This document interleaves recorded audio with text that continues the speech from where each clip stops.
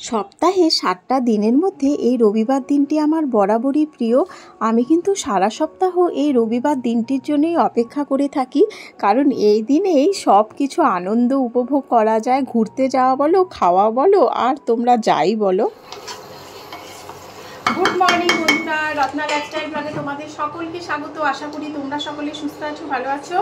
আজকে সানডে আর এখন বাজে সকাল প্রায় 8:30, আর এখন থেকে আমি ব্লগটা শুরু করছি। এই দেখো কি বানাচ্ছি, এই যে রুটি বানাচ্ছি। হানির বাবা বাজারে গেছে, এক্ষুনি চলে আসবে, মাছ আনতে গেছে। তো দেখি কি মাছ নিয়ে আসে, তো সেটা রান্না করবো। ইচ্ছে ছিল মাংস বানাবো, তারপরে ভাবলাম যে না, কিছুদিন আগেই মাংস রান্না করেছি, আজকে আর করবো না, আজকে মাছটাই করি। এখন আমি ব্রেকফাস্ট তৈয়ারি চালাচ্ছি, মানে ব্রেকফাস্ট তৈরি করছি। এই রুটি করছি, আর আলুর দমটা প্রায় হয়ে গেছে, আর করেছি হলো ডিম সিদ্ধ। তো পুরো রেডি করে নিই, তারপরে তোমাদেরকে দেখাচ্ছি যে কি বানালাম। গরম আলুর দম রেডি হয়ে গেছে, কিছুটা রেখেছি, দুপুরেও একটু বেশি করে করেছি দুপুরের জন্য। আর এখন আমি রুটিটা বেলে নেবো। এই যে দেখো, এদিকে তাওয়াটা বসিয়ে দিয়েছি। তাওয়াটা, হানি তো এক্সাম চলছে, হানি পড়তে বসেছিল। হানি তাড়াতাড়ি লেখাগুলো করে নে। আমি ভাবি যে রবিবার দিনটা একটুখানি তাড়া কম থাকবে, মানে খুব ধীরে সুস্থে কাজ করব, কিন্তু তা না, রবিবার দিন মনে হয় যেন আমার আরো বেশি তাড়া থাকে। তো চলো হানি ব্রেকফাস্ট নিয়ে আসি, হানিকে খাইয়ে দিই। 3 দিন ছুটি আছে, আচ্ছা আচ্ছা ঠিক আছে, কোনো অসুবিধা নেই। ভালো করে পড়াশোনা করো, ভালো রেজাল্ট করতে হবে না, সবাইকে দেখাতে হবে, তো ফার্স্ট হতে হবে। তো চলো তাড়াতাড়ি আমি ব্রেকফাস্টটা করি। হানির বাবাকে একটুখানি ফোন করিনি, কারণ অনেকক্ষণ হলো গেছে, কত লেট হবে কে জানে। রুটি বানাতে আমি কিন্তু অতটা পারদর্শী নই, তবে এখনও বেস্ট দেওয়ার চেষ্টা করি, যতটা পারি গোল করার। এটাই একটা সমস্যা হয়ে যায়, রুটি বেলতে যাবার সময় না তেরা বেঁকা হয়ে যায়। তো যাক, কাজ চালানোর মতো রুটি বানিয়ে নিয়েছি।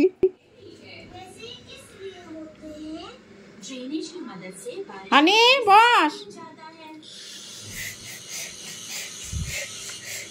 না না থাক, তাড়াতাড়ি আর খাইয়ে দিই।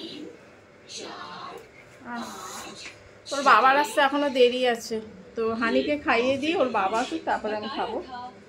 আজকে আবার আমাদের একটুখানি ডিমার্ট যাবার কথা ছিল, এনে কিন্তু লেট করলে কখন যাব। ডিমার্ট তো খুলে গেছে, 10টার সময় খুলে যায়, কারণ আমাদের মাসকাবাড়ির বাজারটা করতে হয় তো প্রতি মাসের শুরুতেই। তো ঘরে এখন সব বারণ তো আছে। আগে হানিকে খাইয়ে দিয়ে আরেকবার ফোন করি হানির বাবাকে।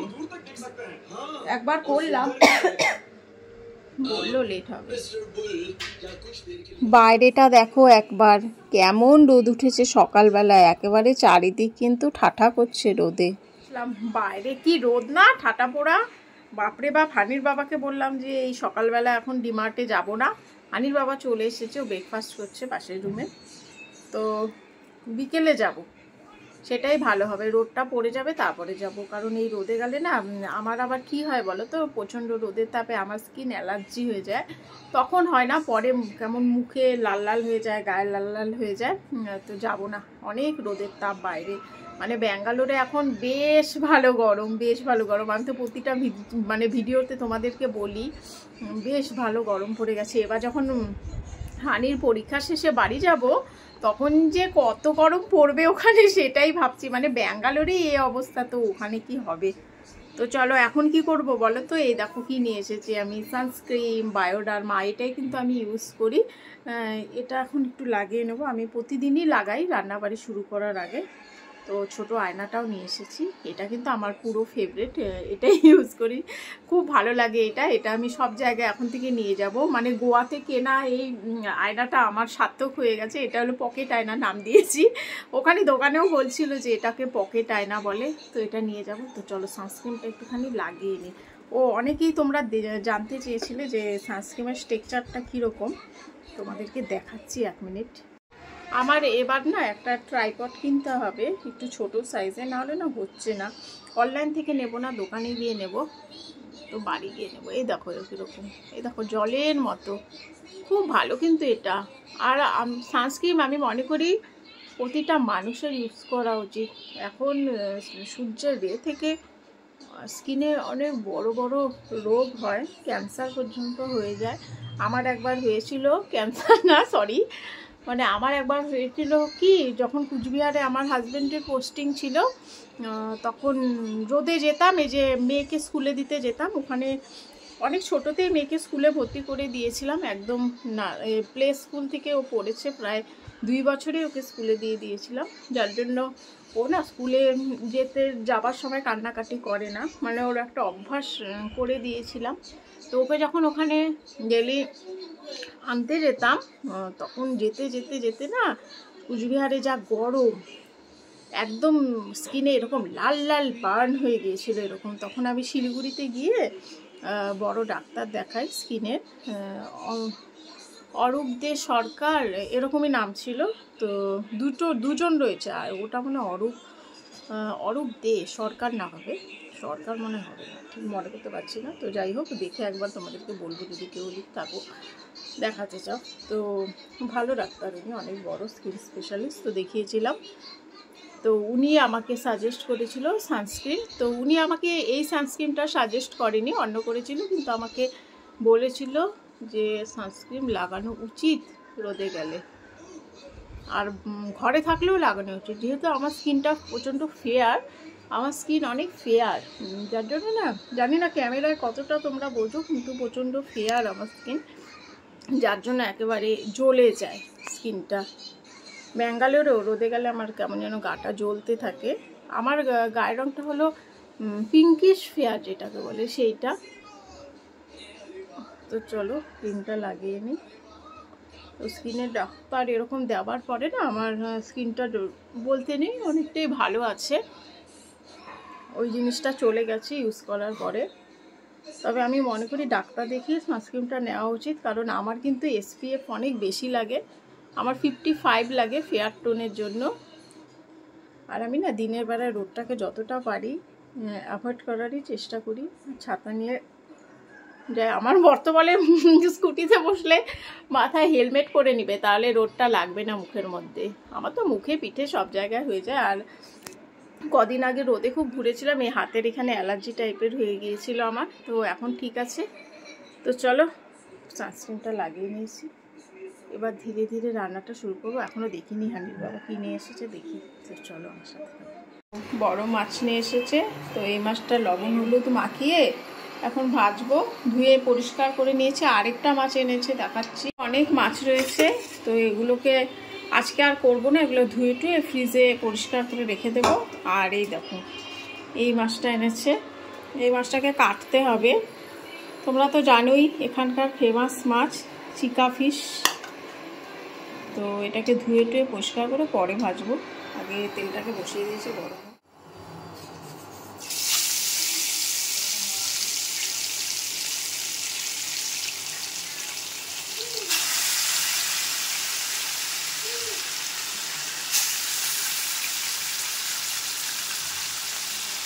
মাছ ভাজা কিন্তু আমার মাছের ঝোলের থেকেও বেশি ভালো লাগে খেতে। একটুখানি রসুন, পেঁয়াজ আর কাঁচা লঙ্কা যদি হয়ে যায় না, তাহলে আমার কিন্তু মাছের ঝোলের কোনো রকম প্রয়োজনই পড়ে না। আমার বড় এইরকম যে মাছ ভাজা খেতে খুব ভালোবাসে, ও আবার একটা মাছ ভাজার পিস চাইছিল, তো ওকে একটা বাটিতে তুলে দিলাম।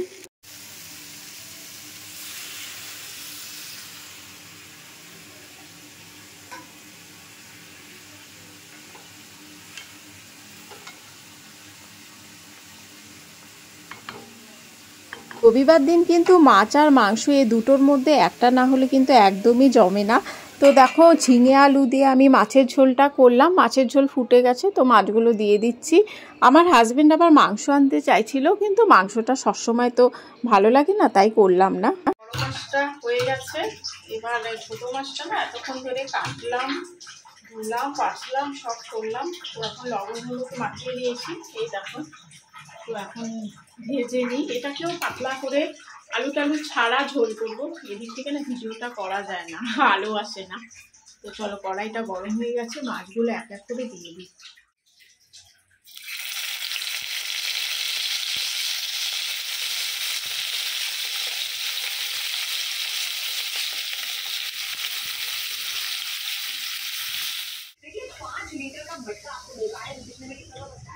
মাছ ভাজাটা হতে থাক। জামা কাপড়গুলো সব ধুয়ে দিয়েছিলাম, হানির বাবা সব মেলে দিয়েছে। ও বাড়িতে থাকলে একটা সুবিধে হয়, কাজটা একটু কম করতে লাগে। বাইরে যা রোদ, বাপরে বাপ। এদিকটায় দেখছিলাম যে বাদর এসেছে নাকি, চিন্তা করলাম দেখে যে না, বাদর আজকে এখনো পর্যন্ত তো আসেনি, কালকেও আসেনি। আর আগের দিনগুলোতে পুরো উৎপাত করেছে। সামনে না এখানে একটা পোল লাগিয়েছে কারেন্টের, অনেক বড়। তো চলো ছোট মাছের ঝোলটা করে ফেলি, তারপরে না স্নানে যাব, ঘরটার মুছে।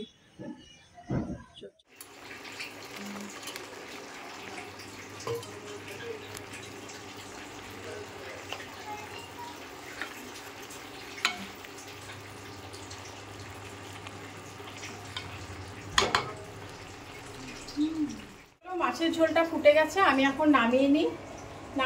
আমি রান্নাঘরটা মুছে বাসনগুলো মেজে স্নানে চলে যাই। পুরো খিদে পেয়ে গেছে, পেটটা কেমন চুচু করছে, ভালো লাগছে না। প্রায় 1টা বেজে গেছে, হানির বাবারও খিদে পেয়ে গেছে। যাই ঘরটা মুছে, তারপরে আমি ঘরটা মুছে দিয়েছি, রান্নাঘরটা মুছলে আমার হয়ে যাবে।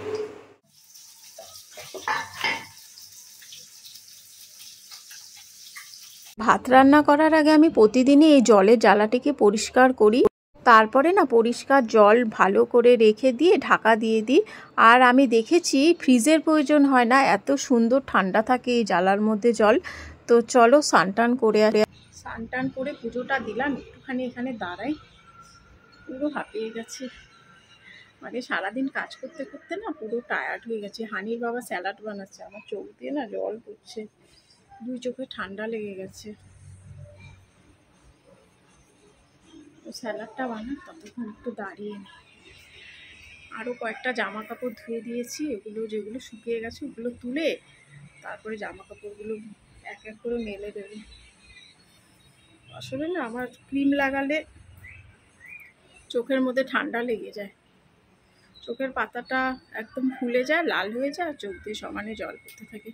তো চলো হানির বাবা ডাকছে, খাবারটা খেয়ে নিই, তারপরে আবার আসছি। এই দেখো স্যালাড, ট্রেনে খেয়েছিলাম এরকম স্যালাড কেটে কেটে, ব্যাঙ্গালোরে আসার সময় দুর্গাপুর থেকে। কাকে বলছিস? খাওয়া দাওয়া শেষ করলাম, করে এই যে একটুখানি শুলাম। ডিমার্টে যাব, হানি আবার রেডি হচ্ছে, চুল টুল আছড়ে। তা আমি একটু টায়ার্ড হয়ে গেছি, আসলে কাজ টাজ করে পুরো টায়ার্ড হয়ে গেছি। হানি দেখি কেমন সাজলি, দেখি না কোন ড্রেসটা পরলি। ওয়াও বিউটিফুল লাগছে।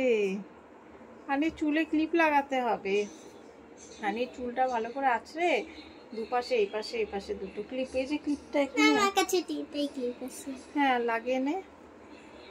তো চলো বন্ধুরা, আজকের ভিডিও এখানেই শেষ করছি। আমরা ডিমার্ট যাই না, একটু পরে বেরোবো, এখন প্রায় 3টে মতো বেজে গেছে।